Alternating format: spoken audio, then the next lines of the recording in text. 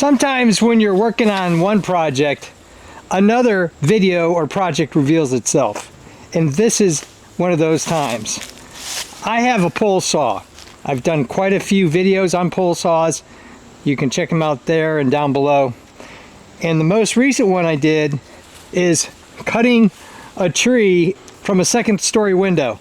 So I had to have a way where I could extend the pole saw out safely in order to get branches that were far away to keep my tree from hitting the house. You can check out that video up here and down below. It should be available. If not, it will be available soon. Then I had an aha moment. Why can't I use this as a safety pole extender out to 15 feet? Think about that. This is an 8-foot pole saw. Many times when I'm cutting with the pole saw, there's always those branches that are just a little too far away. So you're extending yourself, maybe get on a ladder. That could be really dangerous. Balance, all that stuff. So I've devised this, what I'm calling a safety pole saw extender. You can get this out to 15 feet or more and still stay on the ground. I do want to emphasize, you don't want to stand directly under the pole saw. Whether you have a pole saw that's only 8 feet long or using this safety extender, because you don't want the branches to drop down on you. So you want to be at some sort of angle. So let me pick out some branches. We'll shoot the camera up and you'll see how we use this. And because we're all about being safe on this channel, safety glasses, gloves, all sorts of safety gear. And I have a branch below that the saw will pop down on once I cut this one away. So I always have a plan.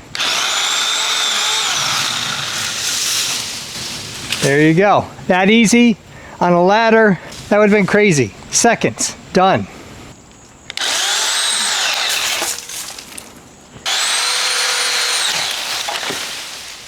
This should be an easy mod for most. What you have here is a painting pole. It also extends. You don't want it any taller than your reach, which for me is about 6.5 feet, 7 feet. What I've done is I've taken the painting pole and through a series of cable ties and some paint stirrers. These are stiffeners so that the pole doesn't rotate.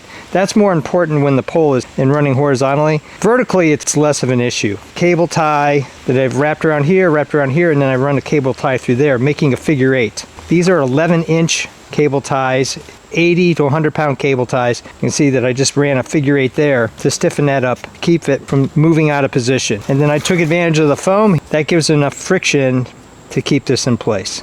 Originally, this was designed to be a camera boom.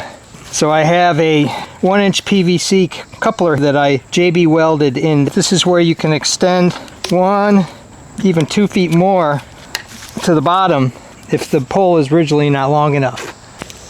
But you still got to be able to reach the switch without standing on something. Maybe a step stool.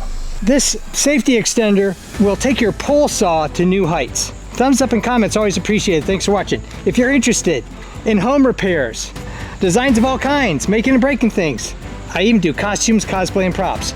Check out my channel and please subscribe, because you never know what crazy ideas you're gonna see.